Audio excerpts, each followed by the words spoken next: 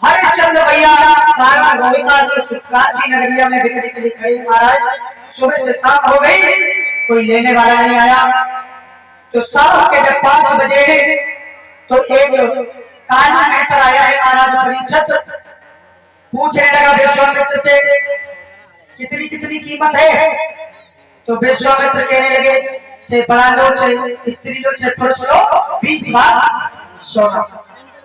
एक लेगे तो 20 बार सोना, अगर तीनों ले जाओगे तो 7 बार सोना लगेगा। काल सोचने लगा स्त्री और बच्चे का हमारे यहाँ कोई काम नहीं है, हमें ये पुरुष देना चाहते हो तो बताओ। कहने लगे बिल्कुल हमें पुरुष 20 बार सोना दे दो और पुरुष ले जाओ। तो कालू नेता ने 20 बार सोना दिया है और महाराज हरिश्चंद्र को ले लिया है। इधर से एक ब्राह्मण जी आए हैं और ब्राह्मण ने आकर के देखा है तो बहुत भीड़ लगी है। कहने लगे महाराज इस स्त्री और इस बच्चे की कीमत क्या है। तो विश्वामित्र कहने लगे 20-20 बार सोना है दोनों का। तो ब्राह्मण देव सोचने लगे हमारे पूजा के लिए बच्चा फूल लाता रहेगा और ये स्त्री हमारे घर में भोजन बनाती रहेगी। तो 40 बार सोना दिया है महाराज परीक्षित, दोनों को खरीद लिया है। इधर धीरे धीरे समय व्यतीत हुआ। महाराज हरिश्चंद्र कालू नेत्र के यहाँ जल भरने का काम करने लगे हैं, घड़ा लाते हैं भर के। इधर विश्वामित्र ने 27 दिन हो गए हैं, महाराज हरिश्चंद्र के मुंह में एक अन्न का दाना नहीं जाने दिया। जैसे ही भोजन की एक दुकान बांधती है, कालू नेत्र ने सोचा कि हम अगर इसको अपने घर का खाना खिलाएंगे तो इसका धर्म नष्ट हो जाएगा। इसलिए एक दुकान से सौदा मिलती है, वहीं से महाराज हरिश्चंद्र लाते हैं भोजन। और जैसे ही भोजन रखते हैं तो कई ब्राह्मण का भेष, कई भिखारी का भेष बना करके आ जाते हैं विश्वामित्र और वो भोजन खा जाते हैं। लेकिन महाराज हरिश्चंद्र के पेट में 27 दिन हो गए, एक अन्न का दाना नहीं पहुंचा है। सूख सूख कर खाता हो गए।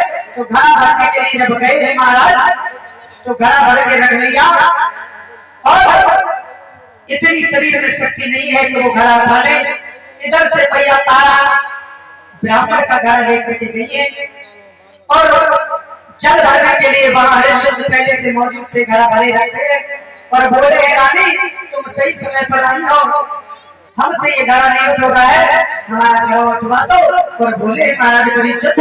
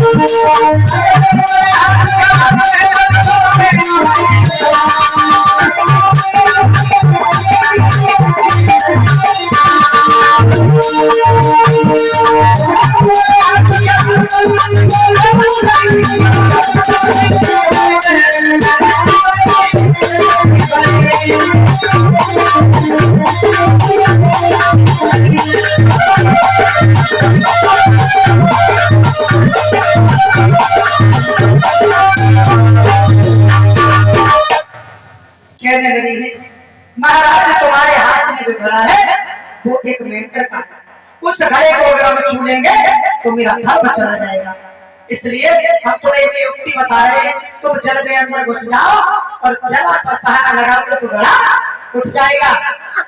मैया तारा ने उस घड़े से हाथ नहीं लगाया। हरिश्चंद्र वो घड़ा उठा करके वहां से चले हैं। कानू मेहतर के दरबार में पहुंचने से पहले ही एक पत्थर में ठोकर लगी, घड़ा गिर गया, टूट गया महाराज परीक्षित। जैसे ही घड़ा टूटा है आंखों में आंसू लेकर के पहुंचे हरिश्चंद्र। कानू मेहतर कह रहे हैं भैया क्या बात है, घड़ा कहाँ है? कहने लगे महाराज एक पत्थर की ठोकर लगी है, घड़ा टूट गया। कलुआ कहने लगा तेरे बस का ये काम नहीं है, तू ऐसा कर आज से तू लाठी उठा और मरगट में मरगटिया का काम कर, पकड़ लाठी को, तू नहीं ये काम करने लायक।